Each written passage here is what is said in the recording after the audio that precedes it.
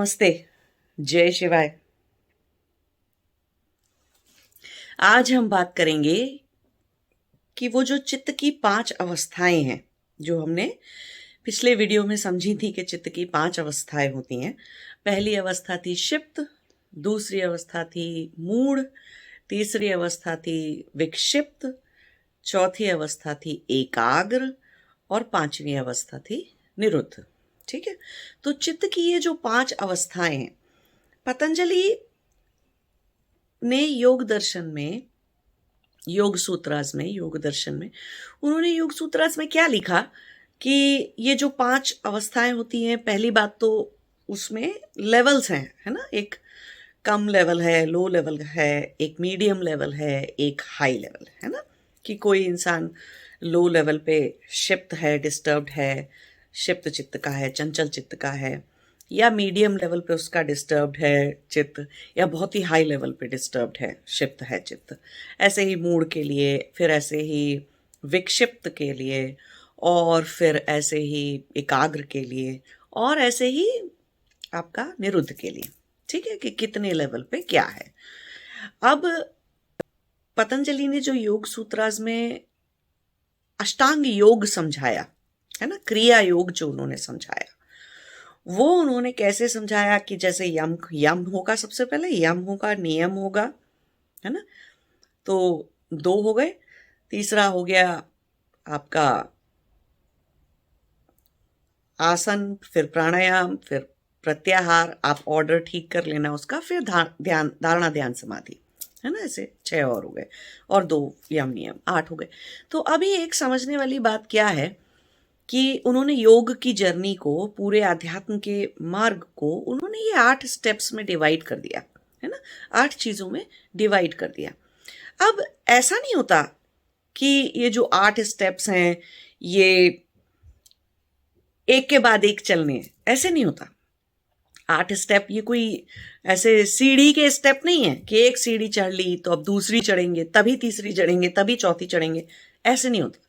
कैसे समझना चाहिए इस बात को कि जो नियम कर रहा है उसके अंदर यम ऑलरेडी है ना। तो वो यम के साथ साथ नियम चला रहा है ना।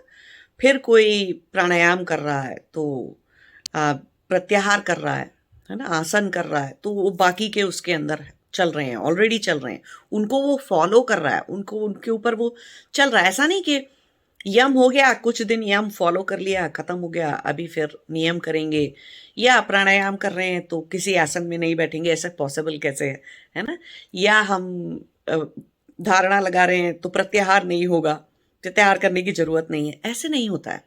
तो सारे स्टेप्स एक साथ चलते हैं, सब सारे स्टेप्स आपके अंदर बिल्कुल इनबिल्ट फंक्शन के जैसे हो जाते हैं, है ना। अब कोई इंसान, जैसे कि इस बात को ऐसे समझ लेना चाहिए, कोई चल रहा है जमीन पर, ऐसे सीधा सीधा चल रहा है, तो कोई चलेगा तो ऐसा थोड़ी कि उस वक्त उसका हार्ट नहीं बीट कर रहा है, दिल नहीं धड़क रहा है, धड़क रहा है ना, उसके धड़कन है ना, उसके अंदर प्राण शक्ति भी चल रही है उसके अंदर, और उसके अंदर उस टाइम पे डाइजेशन भी चल रहा होगा, और उस टाइम पे उसके अंदर और भी बहुत कुछ चल रहा होगा, उसके शरीर की सारी क्रियाएं चल रही होंगी, और वो आंख से देख भी रहा होगा, कान से सुन भी रहा होगा, है ना। तो सारे फंक्शन एक साथ चलते हैं ना। तो ऐसे ही योग के जो 8 स्टेप जो उन्होंने बताए, वो 8 एक साथ चलते हैं, है ना। हाँ, वो अलग बात है कि कोई अभी धारणा तक पहुंचा है, ध्यान तक नहीं पहुंचा, है ना। तो एटलीस्ट धारणा तक है तो यम नियम, आसन, प्राणायाम, प्रत्याहार, और फिर उसके बाद धारणा, तो वहां तक उतने सारे स्टेप उसके साथ चलेंगे। कोई ध्यान में पहुंच गया है तो उसके अंदर यम नियम, आसन, प्राणायाम, प्रत्याहार, धारणा, वो उतनी चीजें एक साथ चलेंगी, तब वो ध्यान में जाता है ना। तो वो 24/7 की, आपकी 24 घंटे की दिनचर्या, रोज रोज की एक एक मिनट की दिनचर्या चेंज करने वाली बात है ना। तो ऐसे, तो वो उन्होंने ये जो पूरा समझाया, प्लस फिर उन्होंने क्रिया योग समझाया कि क्रिया योग में कैसे भक्ति कितनी जरूरी है, और ईश्वर को समर्पण कितना जरूरी है, और ऐसे करके उन्होंने क्रिया योग समझाया। तो जब ये सारी चीजें उन्होंने समझाई, सारी चीजें उन्होंने की, तो उन्होंने एक सबसे इंपॉर्टेंट जो चित्त की अवस्थाओं की बात की, है ना, कि किस मनुष्य को, कैसे चित्त के मनुष्य को योग सिखाया जा सकता है ना। किसी भी तरह का अध्यात्म की जर्नी पे, अध्यात्म के मार्ग पे कौन है वो, कैसे चित्त का व्यक्ति चल सकता है? तो उन्होंने उसके लिए बोला कि एकाग्र चित्त का व्यक्ति होना चाहिए। तो उनके कहने का मतलब है कि जो क्षिप्त चित्त का है, मूढ़ चित्त का है, या फिर विक्षिप्त चित्त का है, उन 3 चित्त के लोगों के बारे में वो आगे पूरे योग सूत्रास में कहीं पर भी बात नहीं करते हैं पतंजलि। वो 3 चित्त के लोग सिर्फ भोगी हैं और संसार में रहेंगे, और वो धर्म परायणता से रह लें और थोड़ा सा धार्मिक तरीके से जी लें। ऐसे बाकी के लोगों को उनका ध्यान रखना पड़ेगा कि वो ऐसा कर लें। फिर भी वो कभी करेंगे ऐसा, कभी नहीं करेंगे, कभी अच्छे कर्म करेंगे, कभी बुरे कर्म करेंगे। तो वो 3 चित्त के लोगों को लोग आध्यात्म के मार्ग पर नहीं चल सकते, है ना। और अगर वो कभी चलने भी लग गए तो उनका पर्पस कैसा रहता है अध्यात्म के मार्ग पे चलने का? अब मैं अपनी बॉडी को पूरा फिट बना लूं, है ना, बहुत सुंदर हो जाऊं, या मैं बलशाली हो जाऊं, या मैं कोई सिद्धि प्राप्त कर लूं, या फिर मैं कोई और तरीके की कोई पावर, कोई मंत्र की सिद्धि कर लूं, कुछ कुछ जाप कर लूं, ऐसे कुछ कुछ कुछ सांसारिक रीजन, कोई सांसारिक पर्पस रहता है उनका, है ना। आत्मा अभी तक वो उतना समझते नहीं है कि आत्मा कि वो खुद आत्मा है, और आत्मा का हित क्या है, आत्मा का अहित क्या है, उतनी बात वो समझते नहीं है। तो पतंजलि वो 3 चित्त के लोगों के बारे में, 3 तरह के चित्त के लोगों के बारे में कोई बात आगे नहीं करते हैं। और उन्होंने साफ साफ लिखा कि कोई अगर एकाग्र चित्त नहीं हुआ है, और एकाग्र चित्त के बाद भी उन्होंने एक और बात लिखी कि एकाग्र चित्त के अलावा शुद्धि जिसकी नहीं हुई है। मैंने आपको पिछले वीडियो में जब ये चित्त की 5 अवस्थाएं समझाई थी तो मैंने बताया था ना कि एकाग्र चित्त में भी अगर शुद्धि नहीं हुई है तो क्या होगा? वो एकाग्रता किस काम आ रही है? चोरी करने के, क्राइम करने के, कोई स्मगलिंग करने के, या संसार में किसी को धोखा देने के, झूठ बोलने के, और पता नहीं कितने कितने बुरे बुरे जो भी सब बुरे काम होते हैं, है ना। तो ऐसा व्यक्ति साइंटिस्ट भी हो सकता है लेकिन बुरा काम कर रहा होगा, है ना। ऐसा व्यक्ति म्यूजिशियन भी हो सकता है लेकिन फिर वो क्या कर रहा होगा? म्यूजिक से अपना नेम फेम बनाने पे जुटा हुआ होगा, और हर तरह के ड्रग्स में घुस जाएगा म्यूजिक के बावजूद भी, सारे तरह के ऑब्सेशन, पैशन, क्योंकि राग की अधिकता है ना। और शरीर से मिलने वाले प्लेजर की तरफ, शरीर से मिलने वाले सुख की तरफ बहुत ज्यादा ध्यान है, तो वो ऐसे करेगा। तो ऐसा व्यक्ति को तो आध्यात्म के मार्ग पे कैसे चलाएंगे ना नहीं चला सकते। तो एकाग्र चित्त के अलावा उन्होंने बोला कि शुद्धि होना जरूरी है, मन की शुद्धि होना। तो वो एक मेन पैरामीटर है शुद्धि होना, है ना, एक मेन रिक्वायरमेंट है। तो अब उन्होंने कहा कि अच्छा डिसाइपल, शिष्य, अच्छा सही शिष्य, अधिकारी बोलते हैं वो उसको योग दर्शन में और योग सूत्रास में, कि योग का अधिकारी कौन है? तो योग का अधिकारी ऐसे शुद्ध चित्त का एकाग्र व्यक्ति, है ना, तो वो अधिकारी है। अब उसका क्योंकि मन इतना क्षिप्त नहीं है, चंचल नहीं है, तो गुरु जो बोलेगा वो उसको सुनेगा ध्यान से, सिर्फ सुनेगा नहीं, करेगा, उसको जीवन में पालन करेगा उन चीजों का, है ना। गुरु ने जो समझाया, जो भी पढ़ाया, जो भी सिखाया, उसको वो पालन करेगा। तो अब आप अगर इस हिसाब से देखोगे, अपने आसपास ही देखो आप, है ना, तो आपको थोड़ा सा, किसी को ऐसे बोलो मत जाके, ऐसे आपके, सिर्फ आपके जो लोग अध्यात्म के मार्ग पर चल रहे हैं, सिर्फ उनके समझने की बात है ना। तो अपनी समझ के लिए, है ना, अपने ज्ञान के लिए सिर्फ आप देखो कि आपके पास पास कैसे चित्त वाले लोग हैं, है ना, और क्या उनकी चित्त की अवस्था बदलती है ना, मूड से विक्षिप्त में, विक्षिप्त से क्षिप्त में, ऐसे करके कुछ बदलती है, या एकाग्रता में आ जाते हो, और शुद्धि कितनी है उनके अंदर, है ना। तो ऐसे मेरे पास बहुत सारे लोग आते हैं, बहुत सारे लोग ऐसे पूछते हैं कि अरे आपके चैनल पे व्यूज बहुत कम है, आपके वीडियोस पे व्यूज बहुत कम है। तो अब आप ये समझो कितने लोग हैं संसार में जो शुद्ध चित्त के हैं और एकाग्र हैं? बहुत कम लोग हैं, बहुत ही कम लोग हैं संसार में ऐसे। सांसारी लोगों की बात कर रहा हूं मैं, है ना। तो ज्ञान किसको दिया जा सकता है? अध्यात्म का ज्ञान, योग का ज्ञान किसको दिया जा सकता है?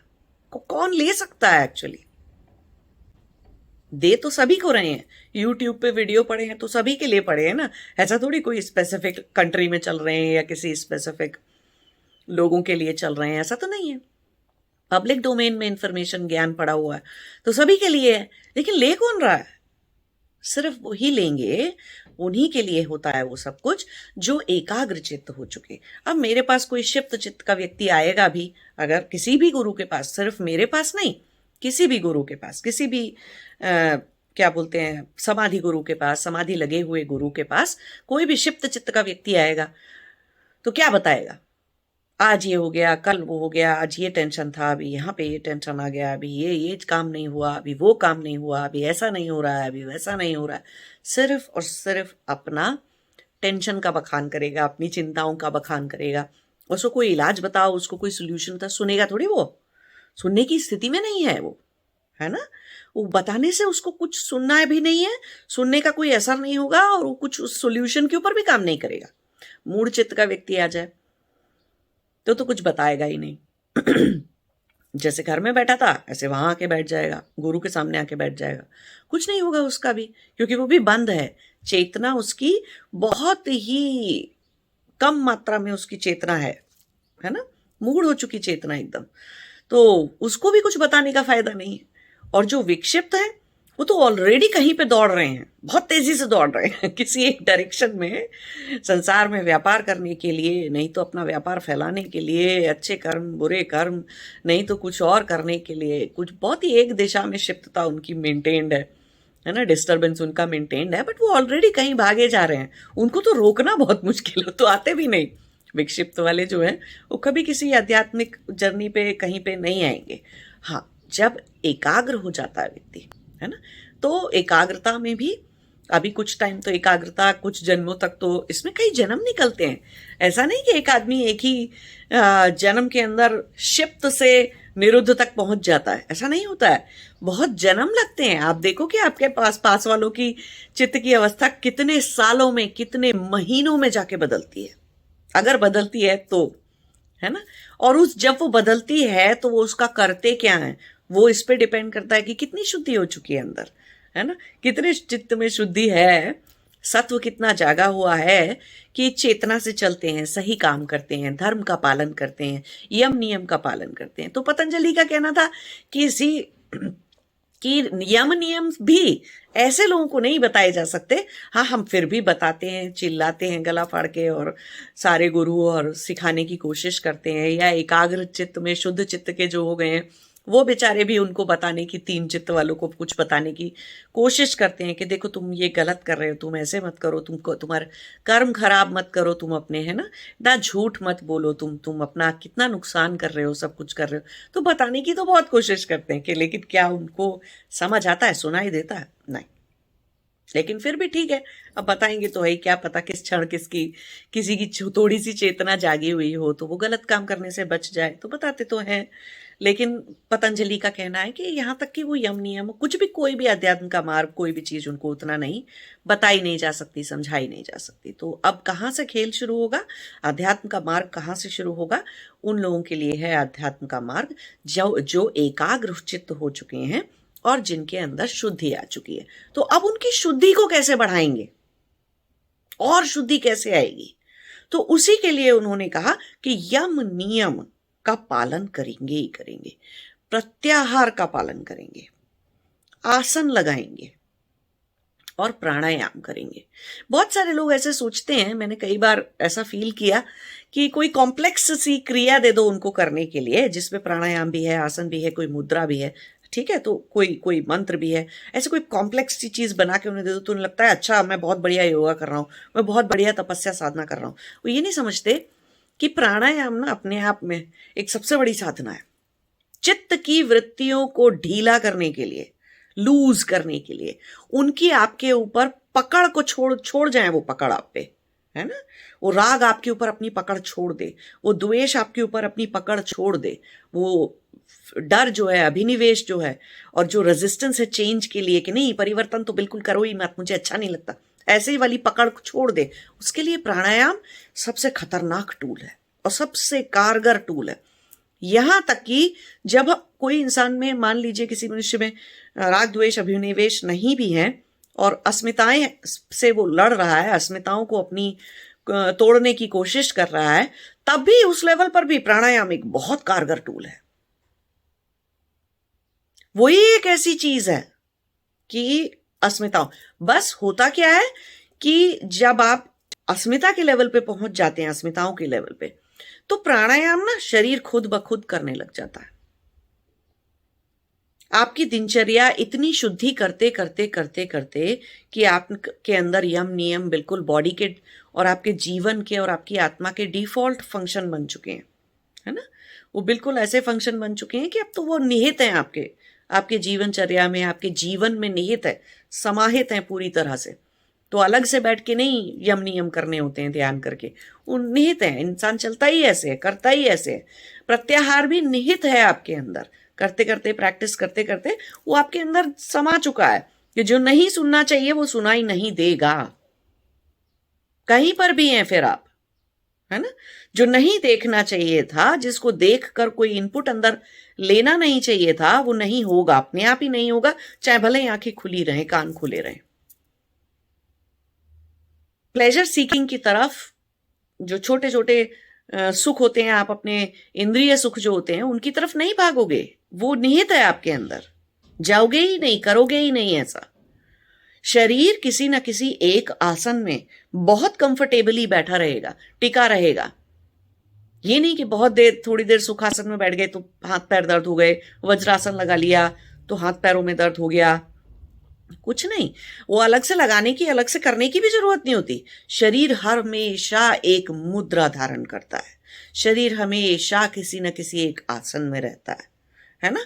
और शरीर के अंदर जो भी क्रियाएं चल रही हैं कि खाना खाया तो अपने आप कोई दूसरे तरह से प्राण की गति, प्राणायाम क्या है, प्राण की गति, है ना। और प्राण के चलने का एक तरीका, तो पंच प्राण वायु पर पूरा कंट्रोल हो जाता है। पंच प्राण वायु शरीर के साथ बिल्कुल सिंक्रोनाइजेशन में आ जाती हैं। तो एक तरह से कहना चाहिए कि आपकी पूरी एग्जिस्टेंस, आपकी वो पूरे ब्रह्मांड की एग्जिस्टेंस के साथ सिंक्रोनाइजेशन में आ जाती है। तो ये सब कुछ ऐसे निहित है ना, एक आपके अंदर निहित होता जाता है, आपके अंदर समाहित होता जाता है। उसको अलग अलग से बैठ के प्रैक्टिस करने की जरूरत नहीं रह जाती। और एक समय आता है कि ध्यान निहित हो जाता है, आप ध्यानी हो जाते हो। तो उसका ये मतलब नहीं है कि हाँ सुबह 5 मिनट ध्यान लग गया था या आप 20 मिनट ध्यान लगा लिया बैठ के तब आप ध्यानी हो गए, नहीं। आपकी नेचुरल अवस्था ही ध्यान है। उसके अलावा किसी और अवस्था में अगर आप रहते हो तो चित्त की वृत्तियों को निकाल रहे होते हो, उतने टाइम उनका विश्लेषण कर रहे होते हो। उसके पीछे आप अपनी अविद्या को ध्यान से देख रहे होते हो कि अच्छा मेरे अंदर अभी ये और बाकी है, ये मुझे करना है, ये बात मुझे समझ में क्यों नहीं आ रही, या मुझे इसके लिए क्या करना चाहिए। तो ऐसी चीजों पर विचार चल रहा होता है। नहीं तो व्युत्थान वृत्तियों के हिसाब से आप नहा रहे होगे, धो रहे होगे और कुछ तो क्रियाएं कर रहे होगे, खा रहे होगे, पी रहे होगे या सो रहे होगे, है ना। तो व्युत्थान वृत्तियां चल रही होती हैं। तो जब जो वृत्ति चलनी चाहिए, जब जो होना चाहिए, आपकी पूरी की पूरी एग्जिस्टेंस, पूरा का पूरा अस्तित्व उतने अच्छे से अलाइन हो जाता है, उतने अच्छे से चले लग जाता है। फिर ऐसा व्यक्ति फिर आके समाधि में जाता है ना। तो कहने का मतलब है कि और ज्यादा शुद्धि, एकाग्र चित्त वाले जो हैं उनको आध्यात्म के मार्ग पर चलाया जा सकता है। और उनके चित्त की शुद्धि के लिए उनको क्या क्या बताया जाता है, पहले तो यम नियम पालन हो रहे हैं कि नहीं हो रहे हैं कुछ देखिए। एक और बात यहाँ पर सबसे बड़ी समझने की है, जैसे कि मैंने कहा कि ये एक जन्म की, एक ह्यूमन लाइफ टाइम की, एक मनुष्य जीवन में अध्यात्म की यात्रा पूर्ण नहीं कर सकता है कोई भी एक जीवन में, है ना। वो कई जन्मों तक कुछ ना कुछ करता रहता है, कुछ ना कुछ चित्त की शुद्धि, कुछ ना कुछ यम नियम का पालन, कुछ ना कुछ प्राणायाम प्रत्याहार, कुछ तो करता रहता है। तो किसी जन्म में तो शुरू करेंगे ना।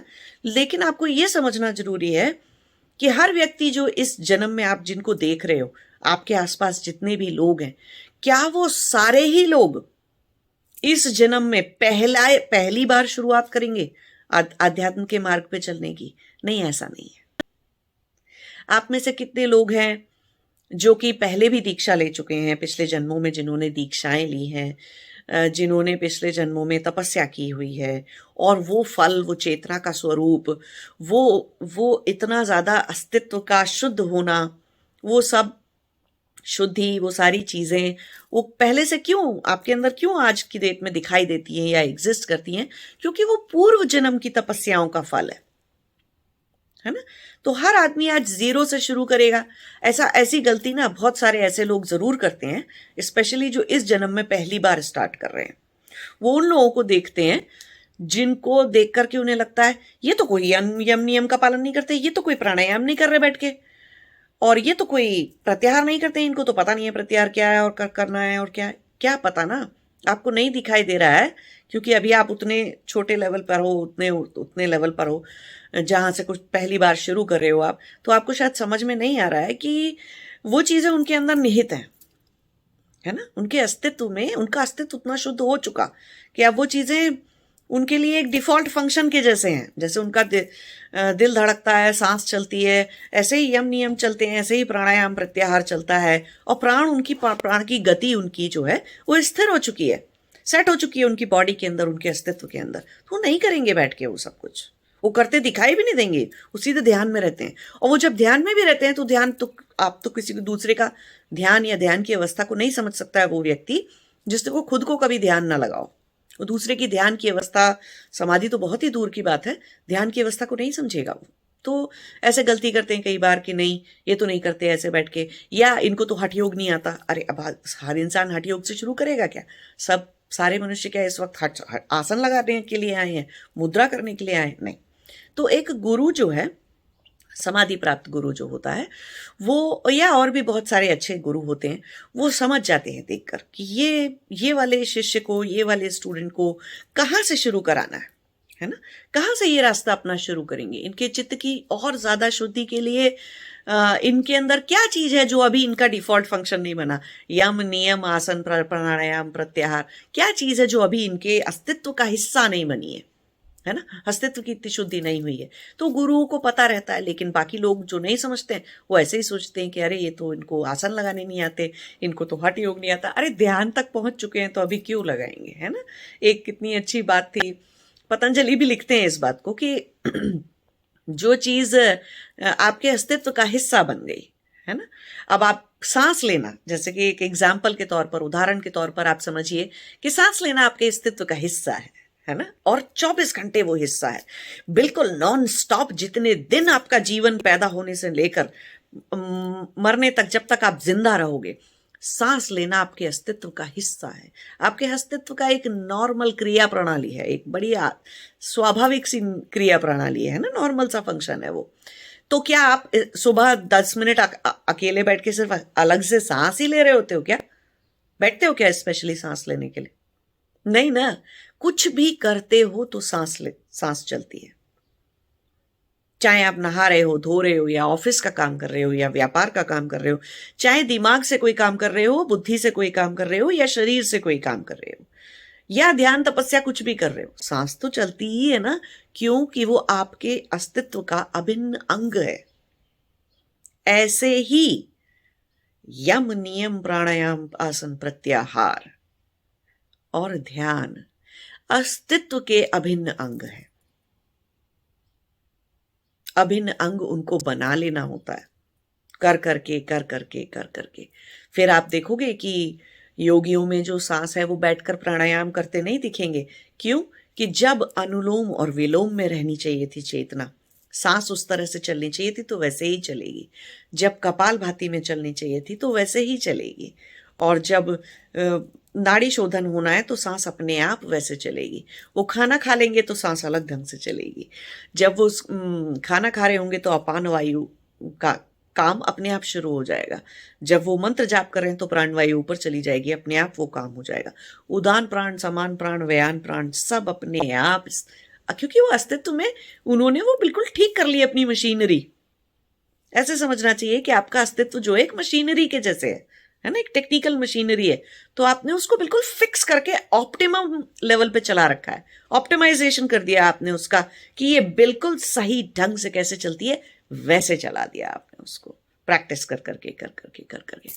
तो पतंजलि क्या कहते हैं चित्त की अवस्थाओं में क्या ध्यान देने वाली बात है कि एक तो सिर्फ एकाग्र लोगों को ही आध्यात्म के मार्ग पे चलाया जा सकता है ना। बाकी सब लोग तो सिर्फ प्रॉब्लम लेके आएंगे। बाकी के वो जो 3 चित्त वाले लोग हैं तो संसार के दुखों से बहुत परेशान हैं, तो प्रॉब्लम लेकर आएंगे। थोड़ा बहुत उनके साथ उनको धर्म के कामों में लगाया जा सकता है ना, कि अच्छे कर्म बन जाएं उनके। बुरे कर्म का टाइम तो है ही उनके पास, और शरीर भी है और दिमाग भी है, बुद्धि भी है, पैसा भी है, सब कुछ है।